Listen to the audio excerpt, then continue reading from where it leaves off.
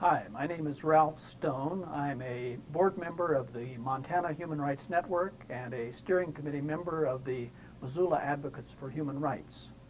Tonight I want to give you a brief history of the Church of the Creator as it has existed over the past nearly 30 years.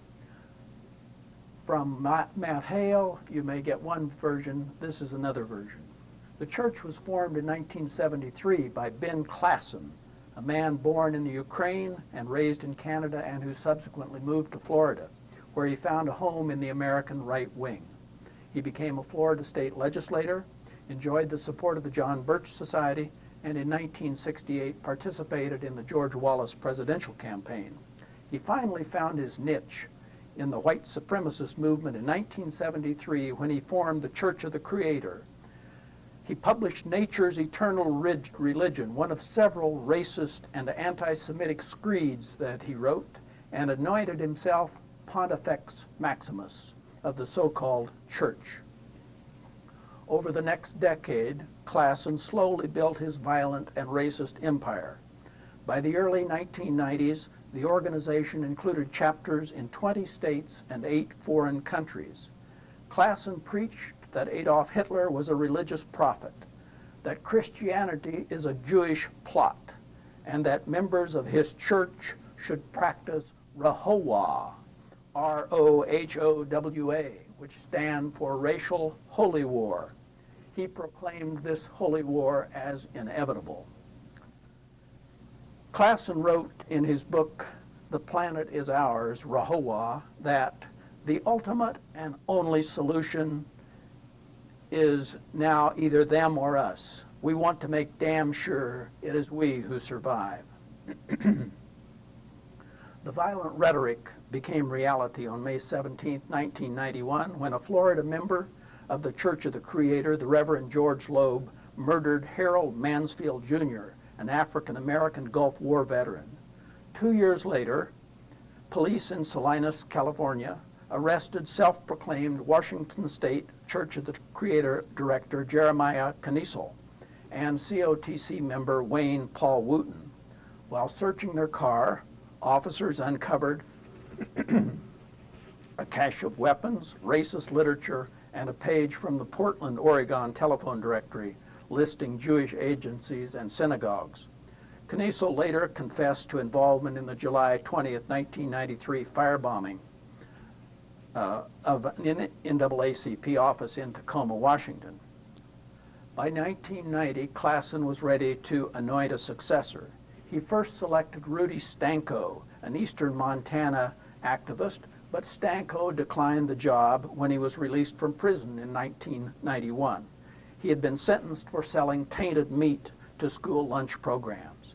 In May of 1992, Klassen announced that Charles Altweiler of Baltimore would be the new Pontifex Maximus. But Altweiler was arrested and convicted later that year of reckless endangerment after placing a bomb on the porch of a Baltimore County police officer. You can see the checkered history of the Church of the Creator. In the decade of the 1990s, at least 10 church members either pled guilty or were convicted of racially motivated crimes. Klassen eventually committed suicide in 1993 at the age of 75. By that time, the organization was in a state of rapid decline, and it remained so for the next 3 years. It was in May of 1996 that the so-called Guardians of the Faith Committee of the church anointed Matt Hale to head the organization. He would change its name to the World Church of the Creator, which is what it has remained to this day. Matt Hale doesn't fit the stereotypical image of a white supremacist.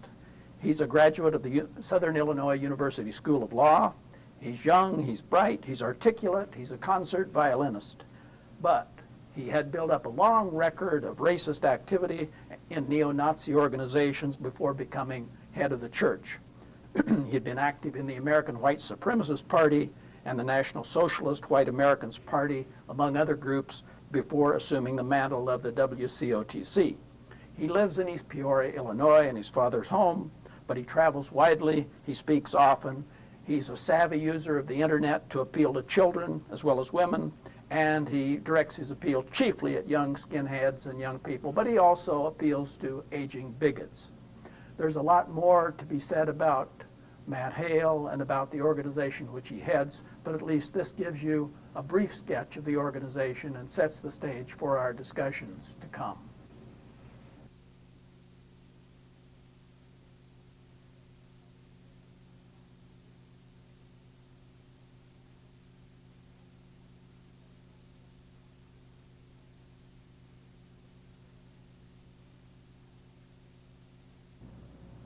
Hi, I'm Karen Lose, 2001 Chair of Missoula Advocates for Human Rights, your local chapter of the Montana Human Rights Network. The following program will be, at various times, a potpourri of panels, call-in shows, pre-taped and live interviews, and short videos. Some shows will specifically respond to films produced by the racist and anti-Semitic organization known as the World Church of the Creator. Other shows will address other human rights and justice issues. Viewers are encouraged to contact us if you have questions or wish to participate in our activities. Our address is Missoula Advocates for Human Rights, P.O. Box 1254, Missoula, Montana 59806. Please stay tuned.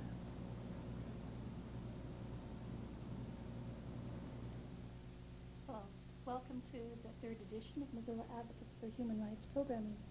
I would like to introduce Ellie Greenwood, past chair, member of our steering committee, and she will be moderating tonight's call-in segment for us. Thank you, Ellie. Sure, it's nice to be here.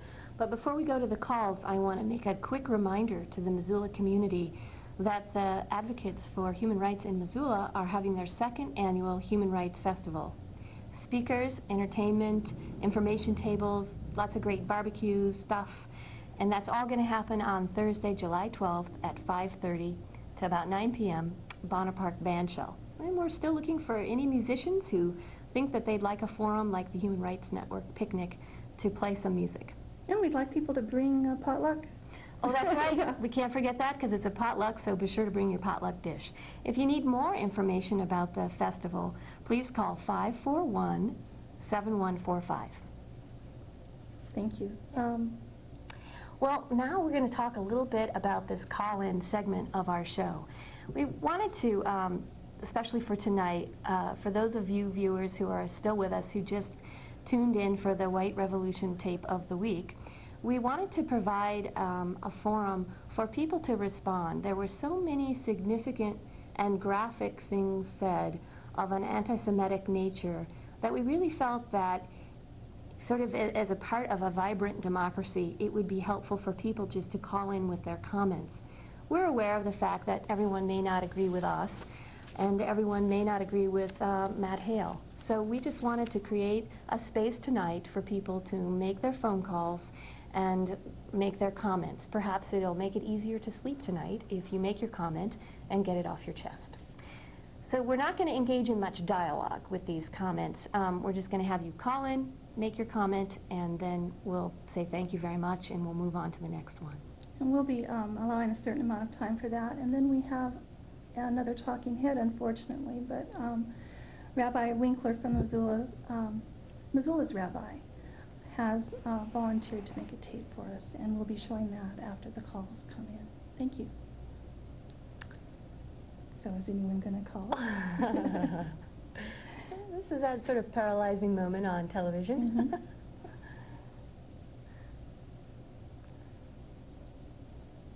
I enjoyed watching Rabbi Winkler myself when he comes up. I kept thinking, call.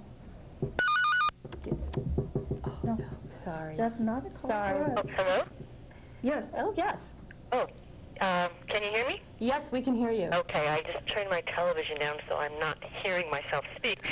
Yeah, I've never seen Mr. Hale before, and I was very offended and disturbed by what I saw and what I heard. And I just want to say, he does not represent me, and I'm a quote-unquote white person.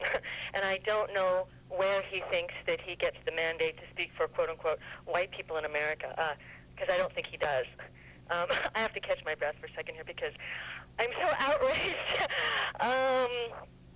let's see, I really think that he is, I don't know that he lives in a cave, and perhaps that's an offensive comment, but I think he really functions and lives in the margins of American society, because I don't think his views reflect either the views or the experience of most people, because I'm 46 years old, and I know a lot of people. I'm not a Jewish person myself, but I don't know anyone who's ever heard of some of the outrageous practices that he alluded to. I think that such things would be known about and would have been dealt with a long time ago if there was any truth to them whatsoever. Also, I think that the views that he espouses tend to appeal to people who are perhaps in desperate situations. Either they're suffering, they don't have any money, they're really poor, they're looking for answers, and they're looking for a scapegoat. And I think that's the population that Mr. Hale hopes to arouse. But I guess I would just ask viewers to think of the following question: whose interests, who benefits from Mr. Hale's views? And I don't think it's white Americans, because yeah, I mean, I don't think that he doesn't talk about any of the sorts of things that people are concerned about in America today that affect many more people besides just quote-unquote white people. White people, black people, Jewish people, Indian people, people of all different faiths are concerned about whether or not they have a job tomorrow, whether or not they can feed their children, whether or not their children have a decent education, whether or not they live in a healthy environment and have clean water to drink, and whether or not they have access to decent medical care.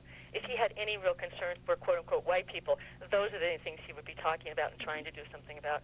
So thank you very much for your program, and I will continue to watch. Okay. Thank you very much. Thank you for calling. And we're going to move to the next call now. And I believe I hit line 2. Hello, are you there? Yes, I am. Hi. Hi, I'd just like to ask, could you respond to the quote that he made from Benjamin Franklin? I was startled to hear that, and I was wondering, is that an accurate quote? And if so, where does that leave Mr. Franklin? I can't respond to that specifically. Ralph Stone, who is a member of our group, he was on the program last week, said that that quote has been debunked for a long time. We can follow up and investigate that, but we're not responsible for every belief of our ancestors. They sometimes have things we disagree with today, and yet we can still respect them for some of the other things they've done. I'm sorry, I'm engaging in dialogue. And sure, though, wouldn't the shoe be on the other foot also? Say what you mean, caller. I'm just saying, I did not understand the quote. I was amazed to see it. If it's been debunked and it was not a correct quote, then certainly that's wrong, to say the least. But I'm surprised at you, very frankly, for immediately discounting it, saying, well, if it is true, some people should be, we shouldn't. I think you were alluding to the fact that if it is true, look at the good stuff Franklin did, and don't look at this. I think, frankly, if that was the case, I would look at that and have a lot lower regard for Mr. Franklin now. Yeah, I was surprised to actually hear that quote. Interestingly enough, I've heard a lot of anti-Semitic things, but I had never heard that specific quote, and I don't have the historical background to be able to decode that or vouch for its validity, but I think you make some interesting comments and ask a good question there. I'm not going to respond any further than that, though, in part because we said we weren't going to respond to comments. Did you have another comment that you'd like to? No, that was okay, and I thank you very much. You're welcome. Thanks for calling. Thank you. Okay. Well, it's late at night for people to be watching a show like this. I mean, I just turn that off. Well, we're just still learning how to use the phones here. I mean, in part, I hope too many people don't. I mean, there's a part of me that hopes that a lot of people call, because I would hate to think that a lot of people are watching the White Revolution video. But we do have another caller, so we're going to take line 1. Hi, can we help you? Yeah, I just tuned in for the last little bit, and I was very surprised to see that broadcast on MCAT or any other station. And I guess my question is that kind of propagandist view protected under the First Amendment free speech? I think very much so. I think it's what the First Amendment is all about. And although I would agree with you that it was an immensely disturbing message, and I was having sort of feelings inside me like, I hope no children are watching this. Right. I guess I'm also really just glad to be here tonight in this programming slot that gets to respond to that kind of rhetoric. And the truth of the matter is, you know, it's out there, and I guess I would rather have it surfaced on MCAT and rather have it seen and responded to than let it be sort of underground. But I agree. It's flyers in the mail and in your mailbox. I know that has gone around in the Ravalli County and Missoula. Yeah. Yeah. But it is shocking to see it, isn't it? Well, yeah, and it's disturbing to the extent where, you know, I do want to get involved and do something about it to fight it. It's ridiculous. I loved what they did in Billings with the menorahs a couple of years ago, as I recall that incident. So keep up the good work. Yeah, and don't forget you can join our organization. Tell me how to join. Okay, you could call 541-7145, and we engage in programming all year round to bring this kind of education of human rights to the community. And we just want like people to know in general that this is a voicemail box, but we will get back with you when you call us. Thank you. Thank you very much. Yeah, thanks for calling. Okay. I don't know how much longer we have of our 15 minutes, but did you have any other comments that you wanted to make specifically about the tape? Well, there's no time for us to make comments. We have another call on line 2. Hello, caller. Hello. First of all, I've been against having this whole series of programs. I know it's under the name of freedom of speech, but it's kind of unfair to have Matt Hale's comments on 10 o'clock and then follow afterward when many people who are vulnerable to Matt Hale, it only takes a few that cause trouble, may then just either go to bed or just turn the thing off. So I think there's a question whether, this kind of program really has to go its full course of 1 year. You know, it's a matter of slander, too, as a freedom of speech, but slandering a whole people and making all these generalities, you know, I appreciate the lady who called, the first caller. She kind of said a lot of things that I had in mind. But myself, I am of Jewish heritage, although I'm not a practicing Jew. I actually go to Unitarian group here.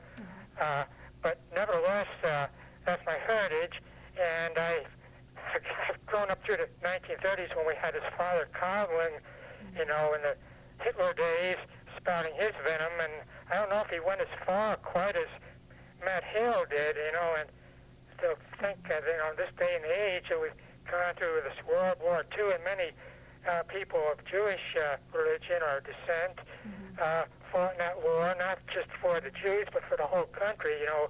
Jews have assimilated, and all this garbage that Mr. Hale is quoting from this Talmud, a lot of that is just, you can quote whatever you want. I'm sure there's selectively quote a lot of things, but to cast a slander, it's just going too far, I think, as far as hanging on to free speech. Well, I appreciate you calling and expressing your opinion, and I think you said a lot of thoughtful things there. We're going to go to line 1 and see what line 1 has to say. Yes, am I on the air? Yep, you are. Yeah, my name is Emmett. I do a show called The Awful Truth About Society, and, well, I am a punk rocker myself, and I've been kind of following this whole, horrible Matt Hale, whole type of thing, and by the way, I'd like to say it is an uncomfortable position for MCAT to be in, but at the same time, other access centers have had to make this kind of, we've wrestled with this, is this free speech? And yes, we have agreed it is, as unpleasant as it is, because the First Amendment is messy. I mean, free speech, the way, is interpreted in the Constitution, is messy, and it involves, being allowed, having people be allowed to say things that are very unpleasant and offensive, but that's, those are the type of freedoms we have fought and died for, to have a messy First Amendment. But that's the way it's supposed to be. But from looking at the whole thing, his comments on the Jews, his comments on, the blacks and everything. Again, what this unfortunately is basic stereotyping. All blacks are like this. All blacks are criminals, or all Jews are like that. Well, that's not true from my own experience, because as a white person, I am white and Germanic, and I'm proud of my German heritage, but there's nothing superior, as far as, but as far as that. But I've been attacked by other whites. When I was a child, I was attacked by other white children. But other black children, a couple of times, have befriended me. So obviously, you can't say that whites are superior or the wonderful culture or whatever, because besides, blacks have contributed, like I've said on my show, a lot of good things to this country. Arthur Duncan is a tap dancer on the Lawrence Welk show. Wonderful person. The person who does Elmo, on Sesame Street, is African American, and there are a lot of African Americans on the Sesame Street show, and that is a fantastic show for kids. Plus, as far as the Jewish thing, I don't know what to make on that, but I've had friends who are Jewish. Plus, as far as all this other stuff in the Talmud, well, I went to a Jewish community center as a child. I'm Roman Catholic, and they accepted me, and I never really understood the culture, and I never really made friends, but they never really harassed me or anything. So, which is bringing me to my next point. Well, actually, maybe before you come to your next point, because I hate interrupting people, I could just let you know, since you do a show like this, that I have a call on the other line. Yeah. So I'm going to go ahead and take that call. Okay, well, my important thing is I would really like people to acknowledge that punks are hated too and are generalized as evil and everything like that. And I think we ought to stop anti-punk bigotry and punk rock bigotry and everything like that. In Billings, it's very violent, very hard to be a punk rocker. So we ought to look at anti-punk and hippie hatred and the generalizations of that, because it can be dangerous to be a punk rocker. But or I'm a Catholic too. There are a lot of generalizations on Catholics. But thank you very much. Okay, thanks for calling. Bye. Bye. Hi, you're on the line here. Hi, I just wanted to say thanks for having the program. I was kind of looking to see if there was an interesting program on MCAT, and I saw the white supremacy or white revolution thing and just turned it on just to see what it was, because I couldn't believe it was what I would probably imagine. I was sad to say it was. So I watched for a few minutes with the sound off just to watch him get all goofy just in a physical manner, and then I listened to what he had to say. And I had always thought that these guys were fairly sophisticated in their hatred and, kind of clever in an insidious kind of evil way. This guy was just straight out stupid. I mean, the comment about, I don't know what foods aren't kosher. There aren't any foods that aren't kosher. I mean, and your silverware is kosher. But I thought, well, this is great for anybody who knows anything about kosher, but maybe there are some people that this kind of stuff would affect. And so that frightens me more than the inconvenience I feel at being not able to watch something of interest on MCAT. I really appreciate the comments of the fellow you had on a couple people ago, the guy who was worried about, well, he said he had some heritage, some Jewish heritage, and I'm not Jewish, but I'm thinking of the people who are Jewish in lineage and have had parents or grandparents, or they themselves lived through some effect from the Nazis, and I find it, the harm that they receive from a show such as this is not balanced out by any flag waving about free speech. Okay? Also, free speech is not an absolute right in our Constitution. There are restrictions on it. There's a restriction for economics. I can't do insider trading. That's not protected free speech. I can't do fighting words. Is not protected free speech. So I understand people of ethics and morality want to set a standard for free speech that even they find uncomfortable because they feel it's the right thing to do. But I think we've matured enough as a society to be able to look at the hard issue and say, what are we valuing when we value free speech? What's the right we're truly protecting that makes us better than we are now? We can't say we protect something that we all know we feel is wrong, we feel does harm. We can't put that under an umbrella of free speech and say, well, we all have to live through it. I don't think there's any excuse for subjecting someone who's got this kind of pain in their background. There's no excuse. There just isn't. So I appreciate your program being there, but like the gentleman said earlier, you are on right after he's had his say for so long. Yeah. And I would really ask MCAT's board to look at what their guidelines are and look at the mission of MCAT and say, I know there's some restrictions on it. Yeah. You know, I know you've got a mission statement. I know it says I can't come on and say all the fun ways it is to, like, humiliate all children. Right.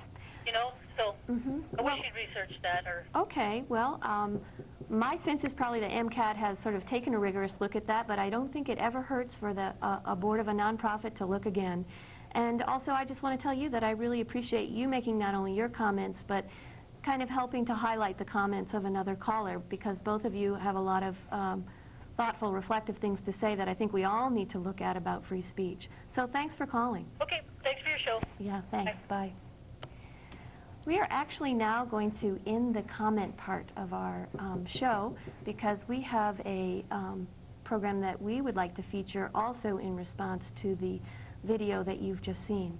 Karen, did you have a few things that you wanted to say? Right. In preface to Rabbi Winkler's tape, I would like to encourage the viewers to know that Rabbi Winkler, unfortunately, wasn't with us to view it, and he's responding to his particular comments that were given to him about the Matt Hale tape, and he's building a case through his comments regarding those particular points. And at the same time, he's giving us a little sociology lesson about them. Also, I'd like to encourage you to note that Rabbi Winkler unfortunately misunderstands that the World Church of the Creator is an extreme Christian sect, and we'll have to let him know that was our fault, that misunderstanding, when we didn't tell him that in fact the so-called Church of the Creator has stated that they feel that Christianity itself is a Jewish plot. He is another talking head, but as I was watching him, I enjoyed getting into watching the rabbi's conversation. Also, importantly, Matt Hale has employed the propaganda technique of preparing us to disbelieve anything a Jew tells us in response. And when I first saw this, I found I have a healthy level of skepticism, but in response just to that little nudge, I felt my level of skepticism rising, and I don't feel that that was healthy. I think we need to check ourselves when we're listening to something immediately after listening to Matt Hale. As I watched the rabbi, I kept watching him more closely. He seemed sort of familiar to me, and there was almost the sense that he could have been another reincarnation of Carl Sagan. So maybe that'll help you get to know him a little bit better. He's very personable in that same kind of style. I have a few introductory comments that I would like to also make about this tape that you're about to view. First of all, I just want to say that tonight the Missoula Advocates is featuring the commentary of views on the World Church of the Creator by Rabbi Gershwin Winkler. The rabbi actually lives in New Mexico, but he was recently in Missoula, and he was invited here by the local Jewish community. Unfortunately, we were unable to get an interview organized and be able to tape him here on our own soil, so to speak, but he generously agreed to respond to a few of the comments, that anti-Semitic comments that Matt Hale makes on a pretty regular basis. So these comments were communicated to him. Like Karen mentioned, he's actually never seen the White Revolution tapes, and he was informed of the content of the tapes and the nature of the tapes, but he never has actually seen the tapes. I think it's also nice to point out, as thanks to his wife, who also very generously gave of her time and taped the rabbi's comments in their home in New Mexico, and we thank her for that. And we also just wanted to let you know that we have edited this tape to fit our format. And just as a counter perspective here, a little bit to what Karen has said, You know, I actually found some of the rabbis' comments almost as provocative as the first tape that we saw. I think that it was very interesting to me to sort of decode and sort out the moments in which he's laughing on the tape and trying to respond to the ridiculousness of the comments that have been made about his people. And I want to assume that that's a very difficult position to be in, and also as a scholar that you have to sort of work to respond and make your comments accessible. I think also I want to remind viewers that there may seem to be a focus here in the tape on the rabbi's response to the what Matt Hale alluded about, the sexual practices of Jewish people. I think that he found it very offensive, obviously. I think, well, I did too. And I think that he focuses a certain amount of his time on that comment. And to tell you the truth, he gets rather detailed and explicit in his comments in response. And as a mom of young children, I would just have to say, if your kids are still up at 11, you might want to think about them watching this tape as well. So before we go off and send you off with Rabbi Winkler, I just want to remind you one more time that our organization is having the second annual Human Rights Festival. We will have speakers and entertainment. It will be at Bonner Park, and it will be on Thursday, July 12th at 5:30. And if you'd like to call us for any reason about the festival or about joining our organization, you can call 541-7145. Thanks for listening and watching and calling. And stay tuned.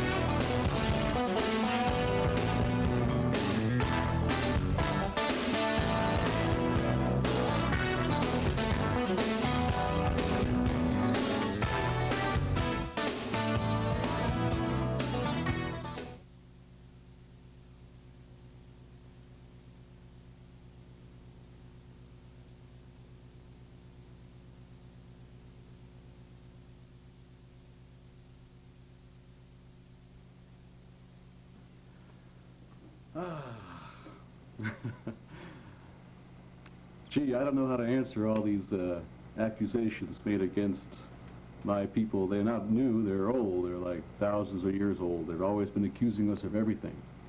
It's always good to find a scapegoat if you're a society that has a minority in it.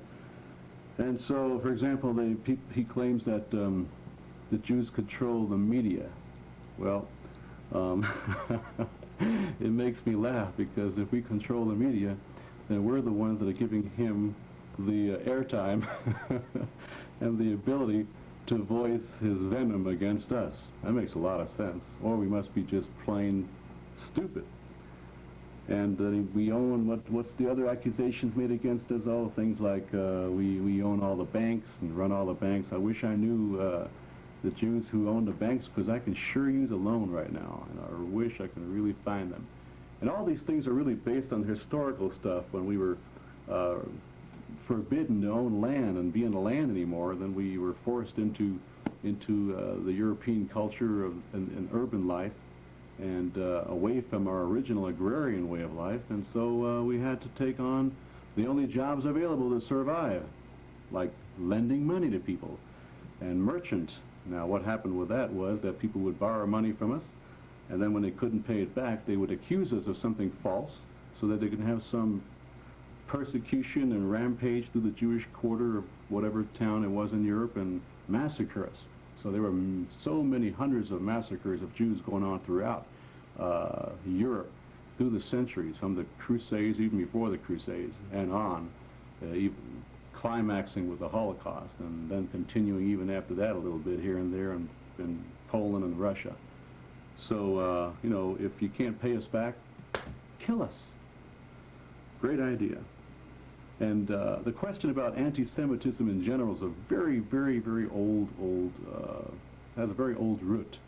And it basically goes back into, I mean, we have never suffered as a people under so-called pagans. We've suffered under the church. Plain and simple. If I'm asked a question, that's what it is. I can read to you from a guy who is not Jewish, a Christian, an Anglican priest in England, and he writes as follows. He wrote a book called Christian Anti-Semitism, A History of Hate. And I know people don't like to talk about this. We like to just cover it over and hide it under the Pope's apologetics and everything else, which is really beautiful. And there's a lot of healing going on between Christians and Jews, between the church and Jews. Nonetheless, if the question is asked, where is all that hate coming from that continues to this very day in spite of all this clarification and healing and dialogue between Jews and Christians, you have to go back to the history of the church itself. So this guy, the Reverend William Nichols, he wrote a book called Christian Anti-Semitism, A History of Hate. I'm reading from pages 418, 419, just a little bit here. He says like this, and I quote, "It is now historically clear," remember this is a Christian priest writing, talking from the heart, being honest. "It is now historically clear that anti-Judaism did not begin only in the 2nd century when the theology of supersession first became explicit." Supersession meaning when the church decided that it had replaced Judaism and Judaism was now expired. Anti-Judaic hostility is unmistakably present in the later parts of the New Testament itself. The sacred scriptures of the Christian church are contaminated with the poison of anti-Jewish untruth. Ever since it has been a recognizable religion at all, Christianity has been anti-Semitic. Unquote. Reverend William Nichols in his book. And all you have to do is read the New Testament, which is a beautiful book, except that they, of course, when anything negative is always aimed at the Jews, Jesus' own people, which would then therefore be that any people who hate Jews hates Jesus as well. We're blamed for killing Jesus, we're blamed for not accepting him. Heck, why should we have anyway? We have our own teachers, and Jesus was one of many teachers. Now here comes the question that is most prominent based on the accusations that have been thrown against us. Guy is quoting out of context from our tradition, our teachings, our sacred writings, our Talmud in particular, about marrying 3-year-old girls. I mean, the thing is so preposterous. Anybody with any degree of sanity would know that this guy is reading our stuff totally out of context. And this is what people have done through the centuries. And that's what people have done to every other culture that they have colonized. Taken their stories and read them out of context in order to justify getting rid of them, taking their land away from them, and so on and so forth. So let's talk about marriage to a minor in the Jewish tradition that this allegation goes on to say. First of all, marriage to a minor would be like equivalent to marital rape, which is strictly forbidden in ancient Jewish law in the Talmud. In that very same Talmud this person is quoting from and other people are quoting from in their venom against us. In fact, marital rape was permissible in Anglo-Saxon law, my friends. Writing in the 1700s, and this is just coincidence. I don't know how this happens, but this is the name of the guy. His name was Sir Matthew Hale. And this is written in the 1700s. And this is quoted in a book by Carol Patterman called The Sexual Contract, published in Stanford University in 1988. I quote from Sir Matthew Hale in the 1700s. "The husband cannot be guilty of a rape committed by himself upon his lawful wife, For by their matrimonial consent and contract, the wife hath given up herself into this kind, in this way, unto her husband, which she cannot retract. In British law, up until 1891, you can still find in British law husbands could imprison their wives if they want to in their homes and force themselves upon them sexually. In fact, British marital rape was, in Britain, the law was marital rape was totally okay. And that exemption to the law was not invalidated until 1991. And you can see that in a book called How the Press Covers Sex Crimes, published by Oxford University Press in 1992, a book written by Helen Benedict. And I think the book is called Virgin or Vamp, and How the Press Covers Sex Crimes is the subtitle. Now, forget about England. Let's go to the hoity-toity United States of America with all its great morals and high values. In the United States, my friends, it was legal in every state to rape your wife until the 1970s. By 1977, it was still legal in 47 states. In 1991, it was still legal in 31 states.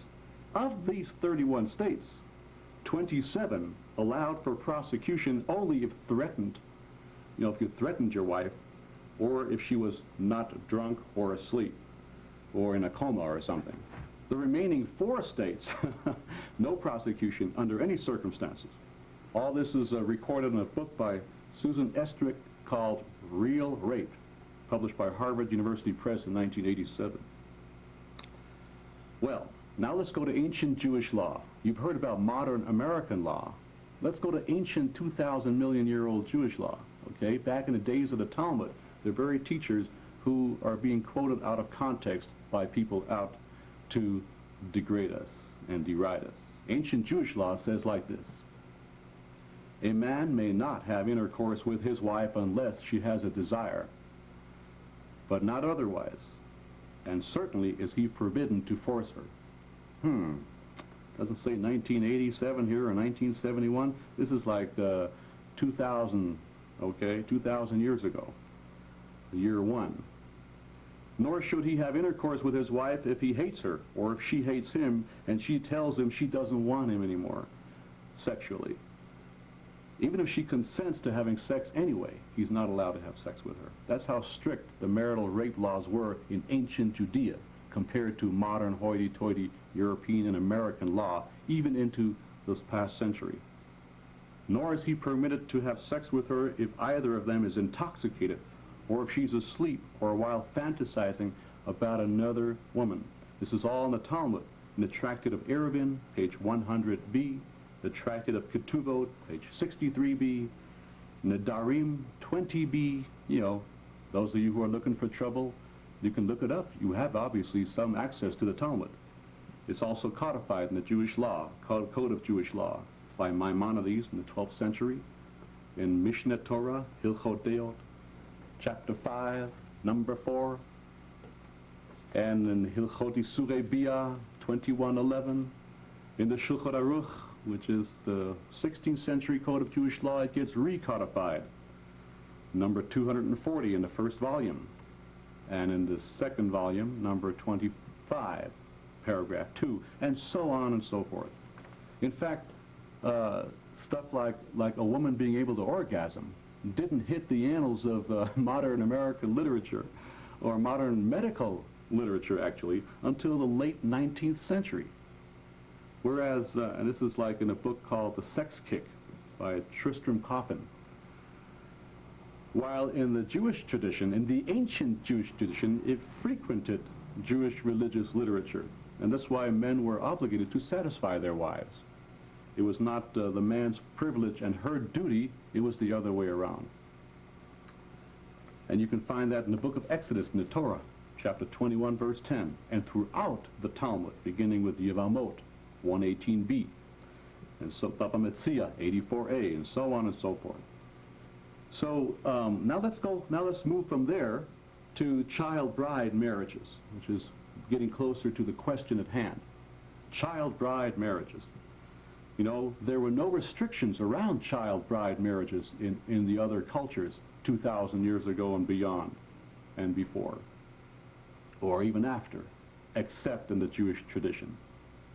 Yeah, we have these discussions in the Talmud about marrying young girls and stuff like that because we weren't afraid to discuss the lowest, ugliest, worst possible scenarios. Even though we were discussing them theoretically, it's a way to really deal with the shadow. I mean, read the papers and see what goes on today. So we dealt with these issues, even though they didn't exist, and they probably never happened. We dealt with them. We weren't afraid. We were not inhibited. And we dealt with the worst possible scenario to see where the law would go so that we could thereby have control over things like that, should they, God forbid, happen. I mean, throughout Christian Europe, my friends, it was very common, child bride marriages. All the way from between the 11th and 14th centuries, it was a very common thing, and the church was very unsuccessful in their attempts, and they did attempt, to raise the age limit to 12. Whereas in Judaism, we did succeed. We raised it to 12 and far above that as well, because we dealt with the shadow and the worst possible scenario of it. The marriage to a minor girl was strictly forbidden in the very Talmud that people are reading out of context to demonstrate otherwise. Because marriage in Judaism requires consent, and consent needed to come from a woman, not a little girl. There were exceptions to child bride marriages in the ancient times. Those exceptions were if the father was deceased.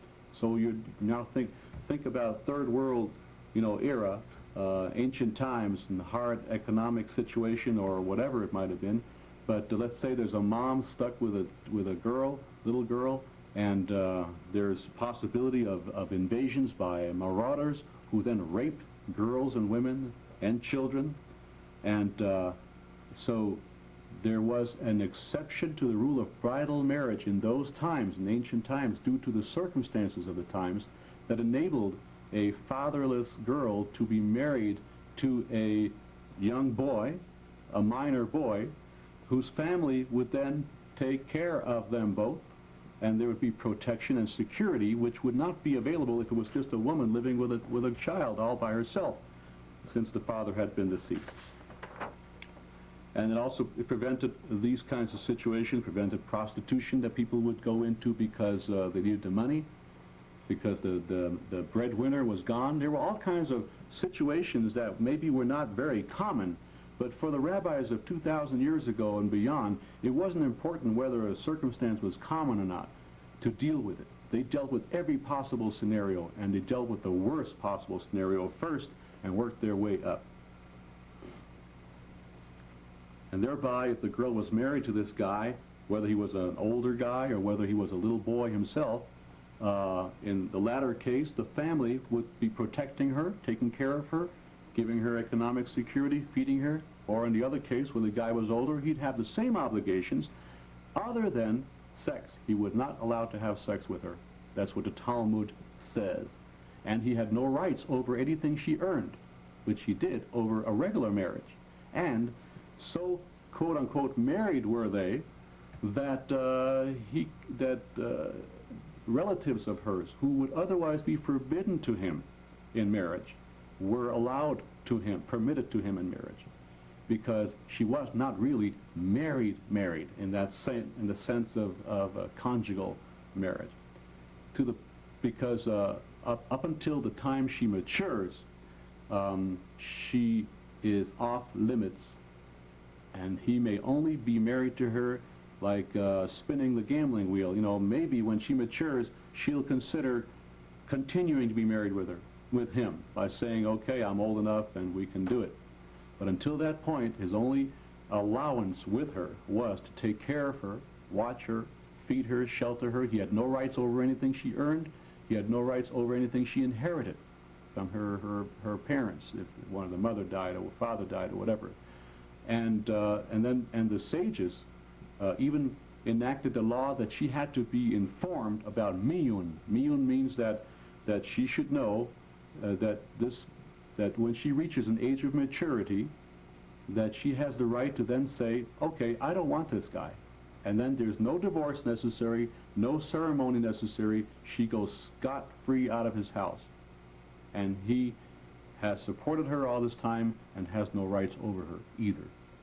So there's a lot more that goes on here that people are not paying attention to because they're just looking for little tidbits and sentences out of context in our tradition and taking it out. Thereby she was secured both sexually and economically. And all this is in the Tractate of Brachot, 27a, Ketuvot, 101a, Yevamot, 89b. It's all over these books, except those who are looking to put us down and to degrade us and to spew venom against us have done a very good job by taking things out of context. And believe me, man, I can do the same with any religion. I can do it to the Quran easily. I can do it to the New Testament easily and show you what a vile, disgusting scripture and people that all these people are. But I know better. I don't judge a nation or a people or a scripture by little things taken out of context. I read the whole thing. I get the whole picture. Then I make my judgment. Now let's go to the bigger question.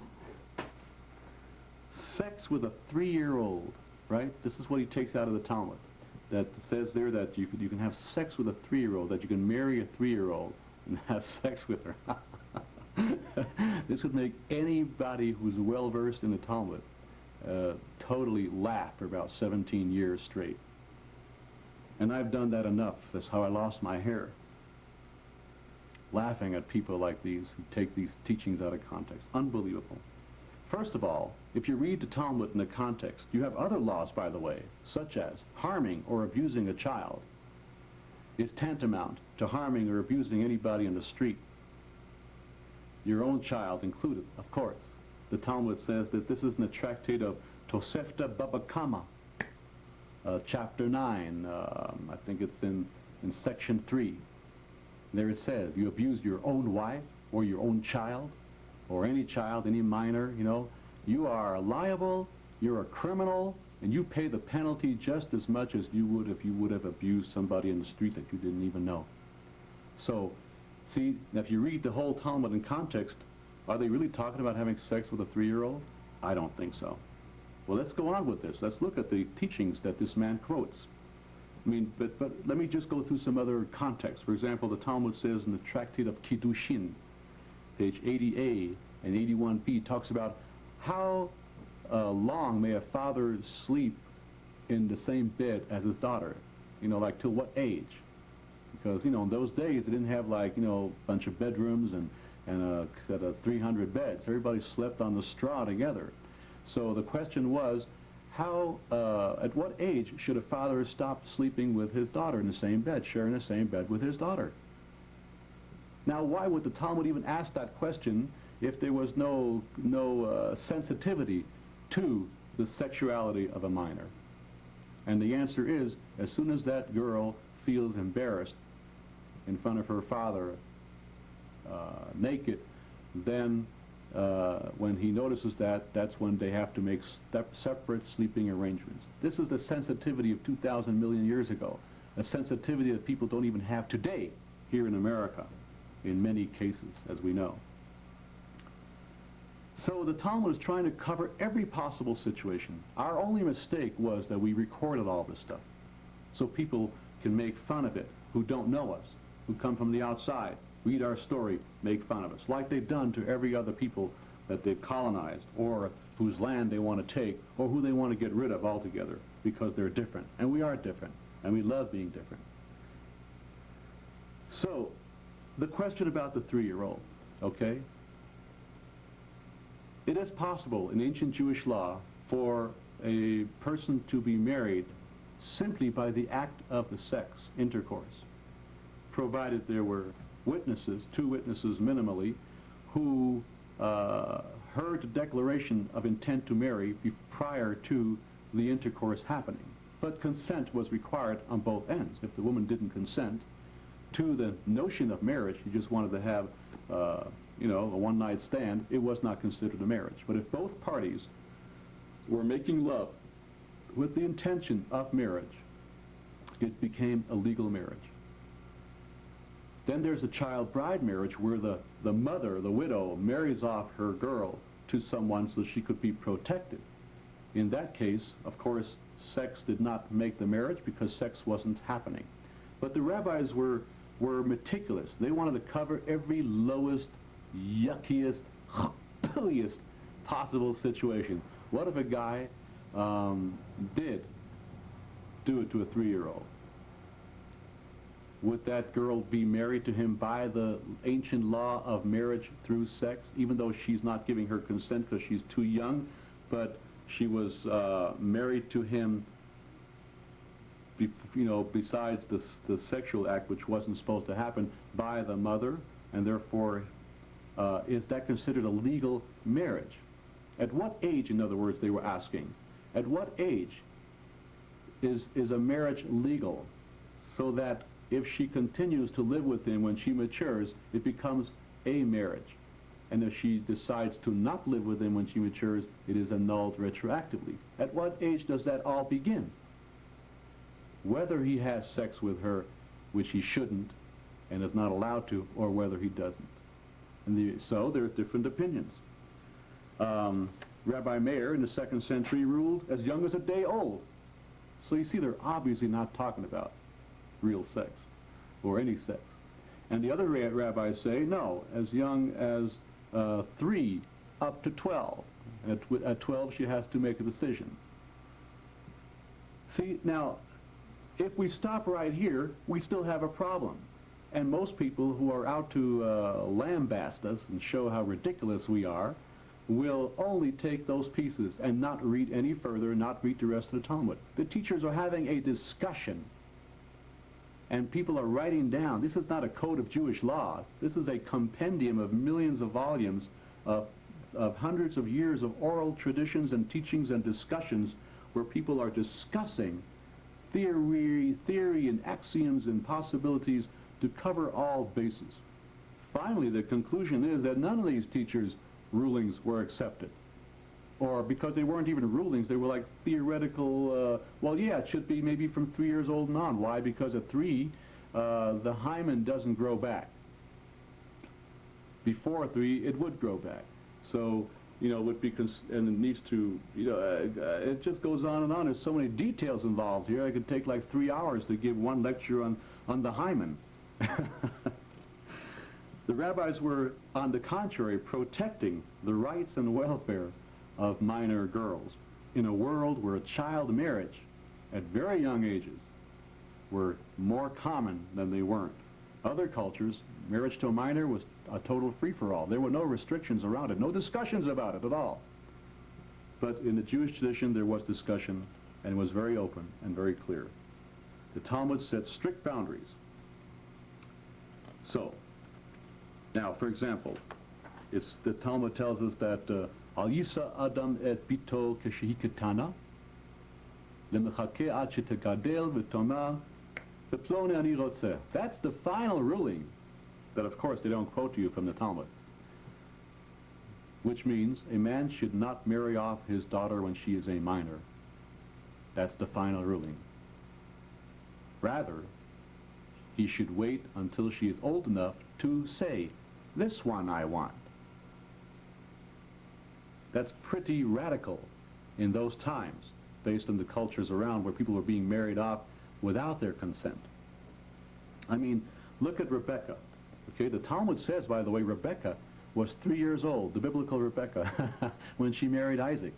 Now, if you would take that literally, as the people who are taking things out of context want to do, that would mean that Rebecca was 3 years old. That means at 3 years old, a girl had the mind, the reasoning to be mature enough and was mature enough to consent. Because obviously that's what happens in the story. What happens in the story in Genesis chapter 24, verse 57, 58, Eliezer, the servant of Abraham, comes to Rebekah's family and wants to bring Rebekah home to marry Isaac, the son of Abraham. So Rebekah's family says, ask her first to see if she consents. Now, if she's 3 years old, and they're asking her for her consent, obviously we're not talking about 3 years old in the chronological sense as we know it today. But Rebecca is asked for her consent at the age of 3 according to the Talmud. So obviously the Talmud is not talking about 3-year-olds as we know them, but perhaps talking about 3 cycles, our way of looking at age in the Oriental way, and as well in other Aboriginal traditions. We look at age in very different ways than just a solar year.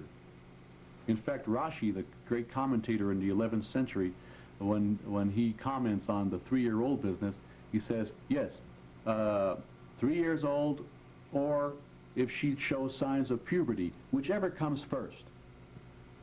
Get that? Obviously, we are reading 3 years old in our mindset as a little 3-year-old kid, 365 days times 3, and they're looking at 3 years old as something completely different than what we are.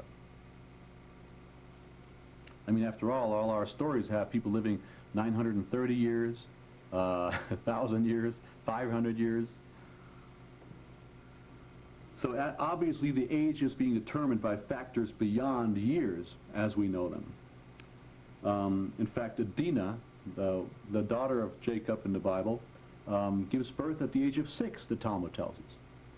So obviously the Talmud is talking about age in a very different way than we are. But I'm playing the devil's advocate, and I'm giving you the context even if they were talking about it literally as well.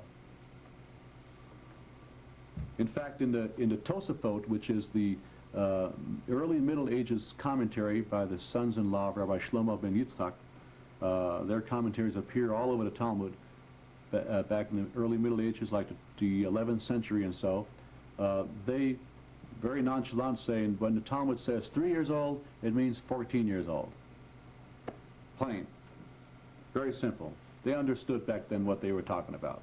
We today are doing all the judgments from where we're sitting. But again, I didn't mention the source for that teaching, that final ruling that a man may not marry off his daughter while she is a minor. He has to wait until she matures and declares, I want that guy over there. And that's in the Tractate of Kiddushin, in the Talmud, same Talmud, page 41a, and also on page 81a. And also in the Tractate of Ketubot, page 57b. In fact, in the Tractate of Nida, page 13a, because the Talmud repeats this concept millions of times more than it talks about 3-year-old.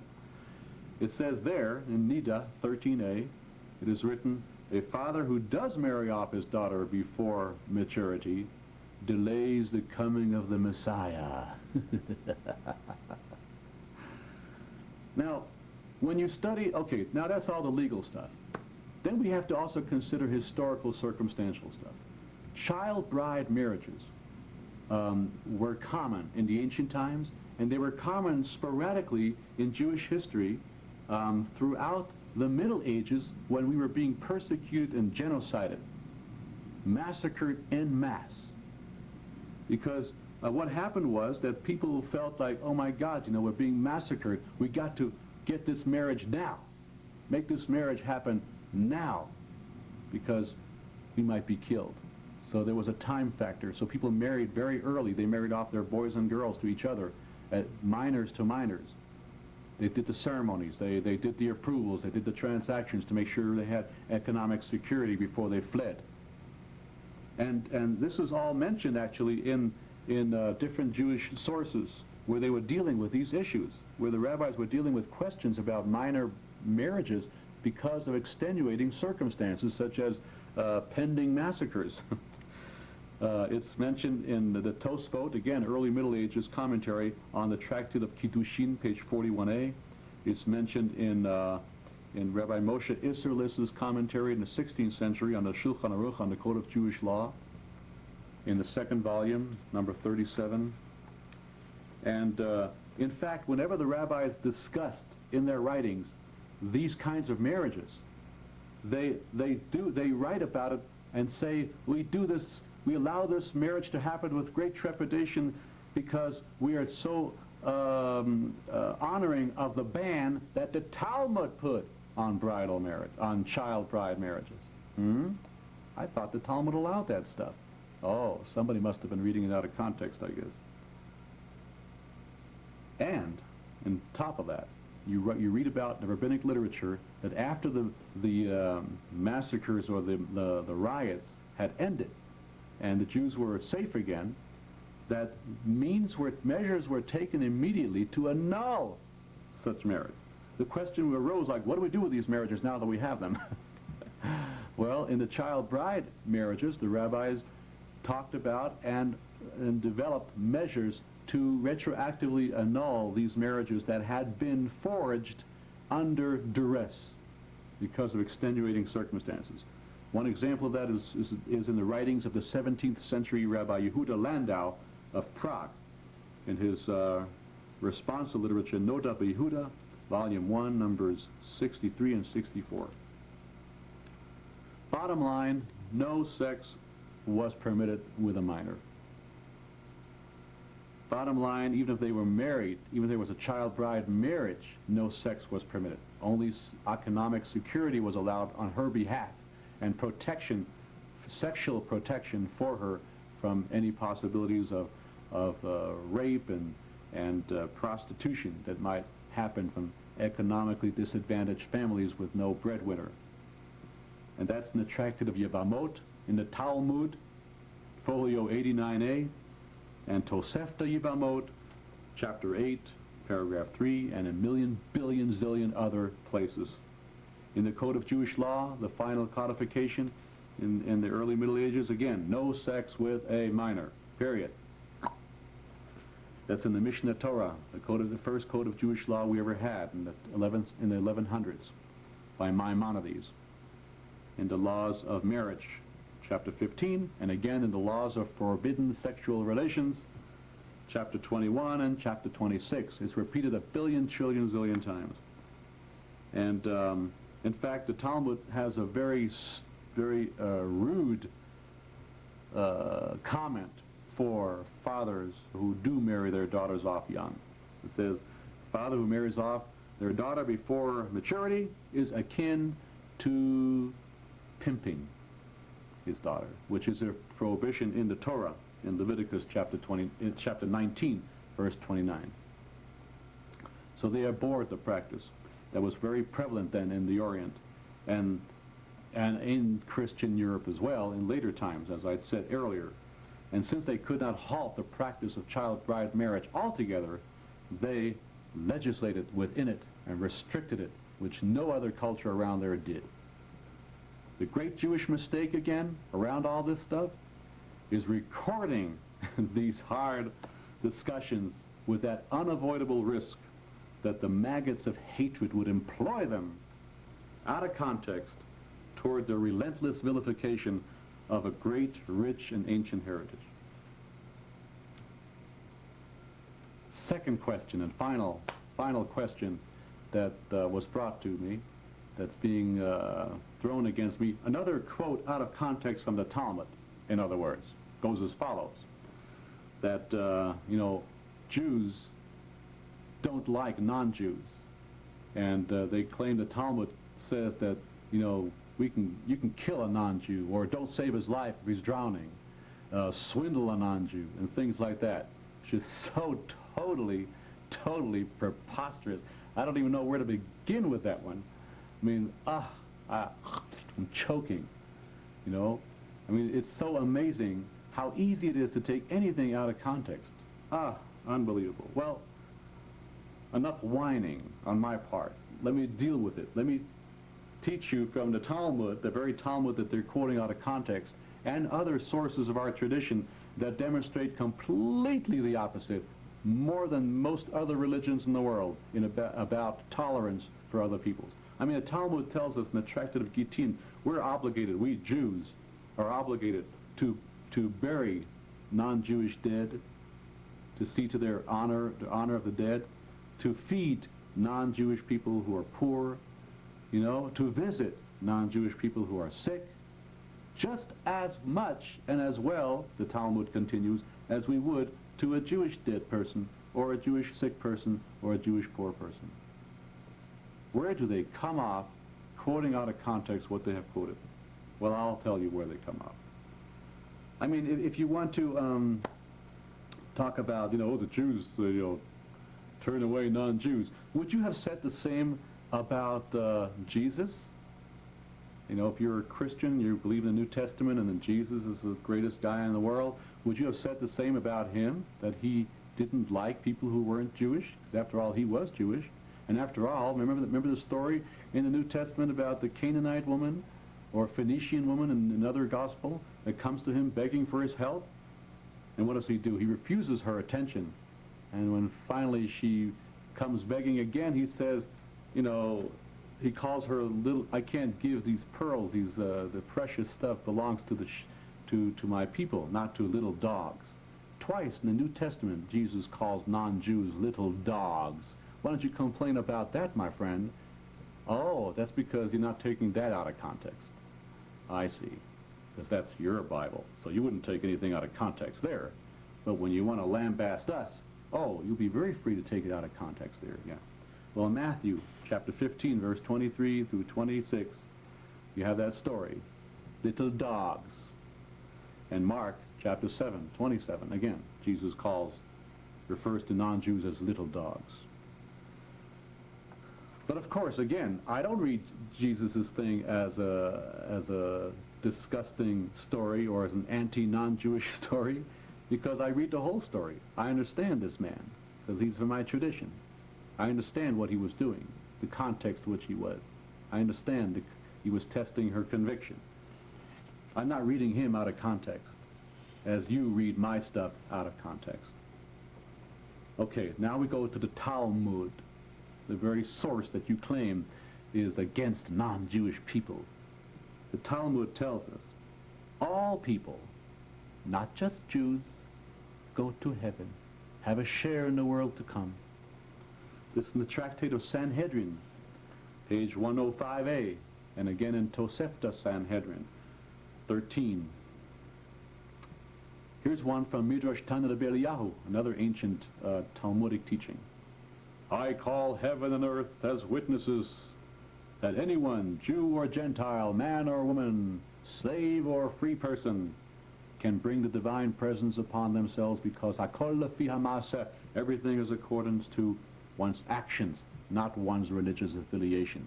That's something other religions have, maybe, but we don't have that kind of concept. Here's another one in this Midrash Sifra, another Talmudic teaching.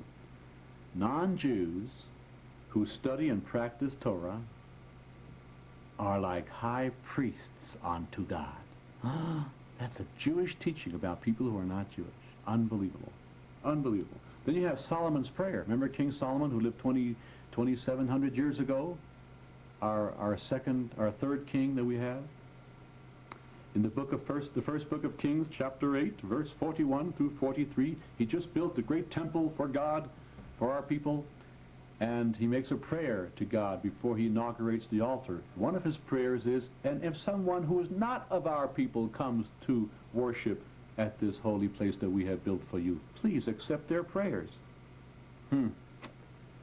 Sounds very different from what's being alleged against us.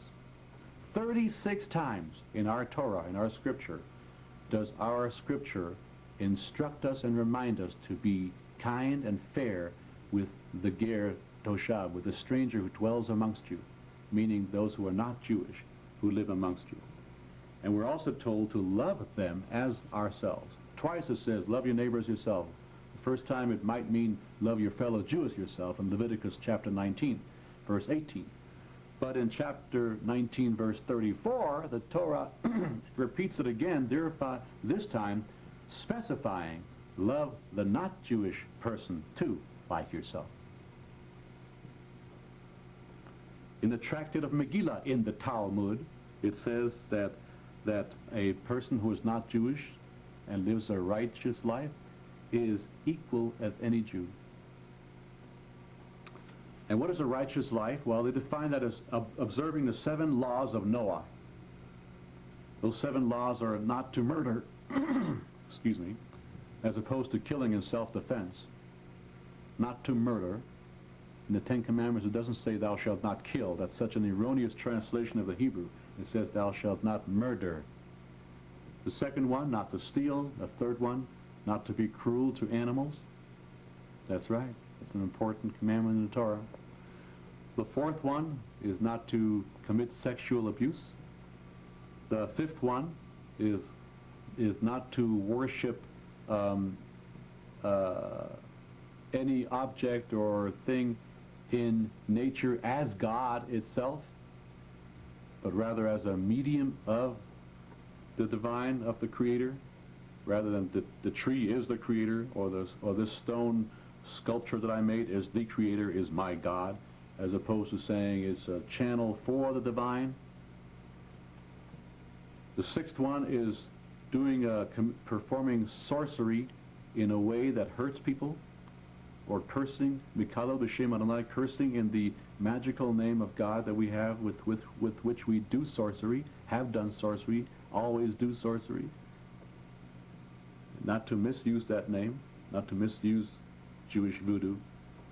And the seventh one is to make sure you have a system of justice in your community. Those are the 7 basic laws of Noah. And all people who are not Jewish, and certainly if you're Jewish you have to do these, but if you're not Jewish and you observe these 7 laws of Noah, you are equal in our book with all our laws. And that's what it says in the book of Exodus chapter 12 and a million other places. It says, Mishpat echad yelochem, one law shall there be, kager v'cho ezrach, just for the stranger who is not Jewish and those who are born Jewish or converted. Now, where do they then get this crazy idea that we're not responsible for damaging the property of a non-Jew, or we're not allowed to save a life of a non-Jew? Where do they get that crap? Well, let me tell you where. They get it from reading out of context which doesn't appear in the English translation, but appears in the Aramaic and Hebrew, for anybody who knows Aramaic or Hebrew, where it refers to an akum. Akum does not mean a person who is not Jewish. Akum can mean a person who is Jewish too. Akum means anyone who lives their life without, barbarically. Meaning, barbarically, I mean by not having responsibility toward their fellow humans, by taking what they want, by killing, by maiming, by hurting other people, by not caring. That's who they're talking about. I want to read to you from the 18th century, 1700s, Rabbi Eliyahu of Vilna, who discusses this question.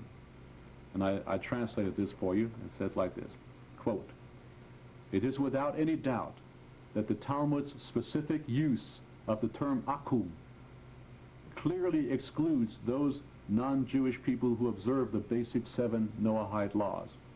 And such is the case with the majority of the non-Jewish populations of our time, and thus do all the laws apply to our relations with them as they would to our relations with other Jews.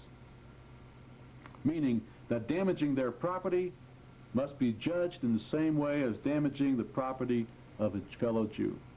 And there's not the slightest degree of doubt about this."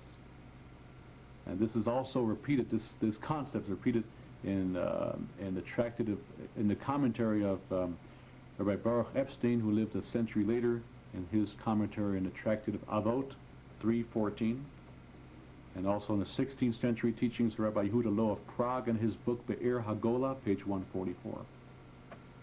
Can you violate the Sabbath to save a non-Jew? Unbelievable. Yes. The source for that? In fact, you're obligated to. And they had to say that because people did take things out of context. And so we had to specify. And you see that on the Tractate of Yoma, page 84a, and the commentary of the 13th century, Rabbi Menachem Hameiri says, you better violate the Sabbath to save the life of a non-Jew, or the life of an animal, for heaven's sakes. I mean, the Talmud allows you to save the life of an animal, and certainly of another human being, whether they're Jewish or not. And here's another quote from the 16th century, Rabbi Eliyahu of Vilna. "The essence of loving one's fellow human is that one should love one's fellow regardless of peoplehood, language, race, and so on, because everyone is created in the image of the Creator. The only exception to this rule, to address the question at hand, is that we are not obliged to love barbarians and murderers. And of course, all the negative connotations in the Torah referring to non-Jews concerns only those who are barbaric and cruel in their actions and who go about destroying their fellow humans, even their own blood relatives. But certainly does the Torah not imply anything negative toward those non-Jews who observe the 7 Noahide laws, or let's say you don't observe the 7 Noahide laws. Let's say you do worship a stone as your god. Or those who contribute constructively to humanity, even if they do worship idols. That is a representation of the context of our tradition concerning our attitude toward non-Jews. Now let's go to the Talmud. Enough of these medieval rabbis and their commentaries. Let's go to the Talmud, which is the source of all this problem to begin with. Okay, I quote from the Talmud. The Tractate of Brachot, page 17a, goes like this. Ready? One should always promote peacefulness with every person, even with the idolater. Did you hear that? In the marketplace. It was said of Rabbi Yochanan ben Zakkai that he would always greet everyone in the marketplace before they even had a chance to greet him, including the idol worshippers. Let's go to the Tractate of Chulin in the Talmud, folio 92, page 92. I quote, "It is forbidden to fool or swindle fellow humans, even idol worshippers." Now we go to Midrash Tana Rabbi Eliyahu. More stuff from the Talmudic sages. I quote, "It is written in the book of Leviticus, chapter 19, verse 13, you shall not swindle your fellow." Now the Talmud tells us, what does that mean? This applies to dealings with non-Jews as well. I wonder why the people who are throwing all these allegations at us are not quoting from these millions of other sources. It wouldn't suit their cause, I guess, or promote their agenda. This applies to dealings with non-Jews as well, quote, "who are like your brother or sister," unquote. And then the Tractate of Gittin that I told you about before, we are obligated to feed the non-Jewish poor in the exact same manner as we feed the Jewish poor, and to visit their sick and to bury their dead. This is in the Tractate of Gittin, as I said before, page 61a. In the 1100s, Rabbi Yehuda HaChassid writes as follows, "A Jew may not behave wrongfully toward any one of the other peoples as he would not toward a fellow Jew." In the book of Exodus in the Torah, chapter 12, verse 49, and Leviticus, chapter 24, verse 22, it tells us again and again, equal rights for the Jew and the non-Jew. And they're talking about non-Jews living in the Jewish Commonwealth when we had our own land. They're not talking about us in exile and we have to be nice to the others because, we're living at their mercy. They're talking, these laws are about when we have our own country. Back in the ancient times, this is how we were supposed to deal with it.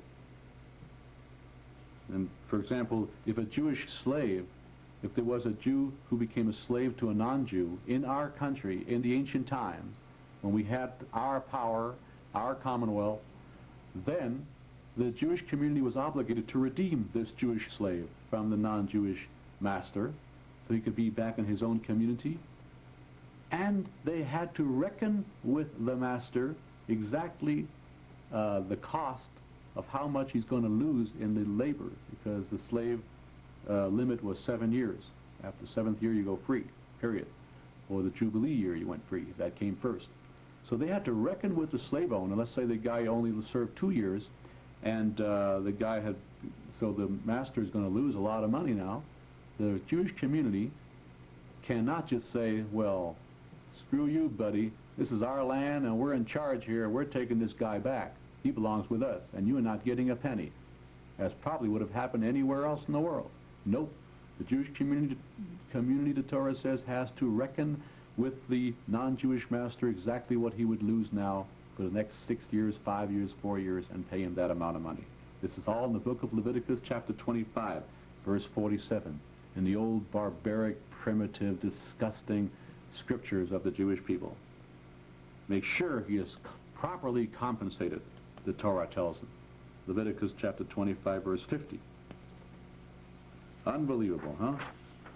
Well, depends how you read things, in context or out. Let's look at the chosen people thing. Okay, you say, oh, the Jews, they claim they're the chosen people.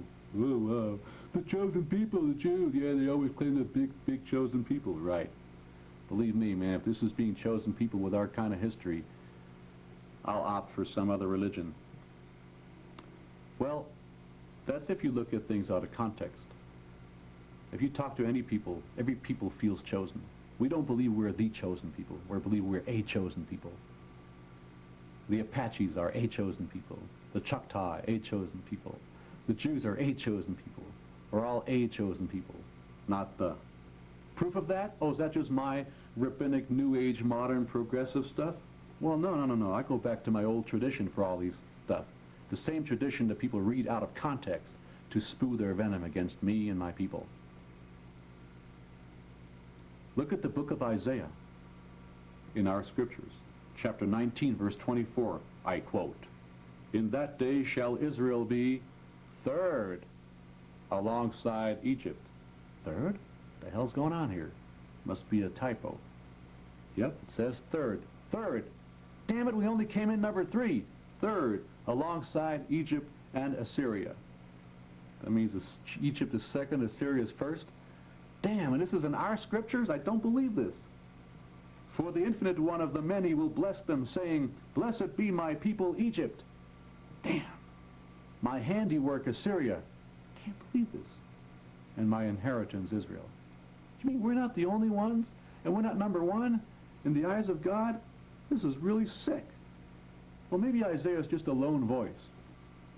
What? What's this? From the book of Amos, also in our scriptures, chapter 9, verse 7. God is saying the following, "Are you not just like the children of the Ethiopians unto me, O children of Israel? Did I not bring out Israel from the land of Egypt?" You sure did. "And the Philistines," huh? What? The Philistines? You took them out of their troubles too? What? Wait a second. I gotta read this again. "Did I not bring out Israel from the land of Egypt, and the Philistines from Caphtor, and Aram from Kir?" What? God cares about other people? I thought we were the only ones. Let me read to you from Martin Buber, a great Jewish philosopher who lived at the latter, who lived last century. He went through the Holocaust and all. Martin Buber, in his book called Martin Buber on the Bible, edited by Nahum Glatzer. They collected his teachings. Published by Schocken Books, 1982, page 80. I quote, "As a historical people, Israel enjoys no precedence over any other. Like Israel, the other peoples too were all wanderers and settlers. They came up from a land of want and servitude into their present homeland. The one God, the Redeemer and leader of the peoples, strode before all of them upon their way, even the hostile neighboring peoples, protecting them by his might. He guided their steps, gave them power, let them inherit the soil of a people that had been ruined by its sins and abandoned by history. And in turn, we botched up, we were kicked out of the land too, because the land we believe is organic and spits people out when they don't know how to live on it. And finally, there's 2 more things I'll share, and I can go on for like 10 weeks with this, because I'm reading the other parts that they don't tell you. In Midrash Eicha Rabbah, the rabbis of the Talmud tells us as follows: "If they will tell you there is wisdom among the other peoples, believe them." Finally, from the Talmud, Midrash Bamidbar Rabbah, chapter 14, paragraph 19, I quote, "It is written, there never again arose among the Israelites a prophet like Moses. That's in Deuteronomy 34:10. Now the rabbis of the non-Jewish hating Talmud say the following.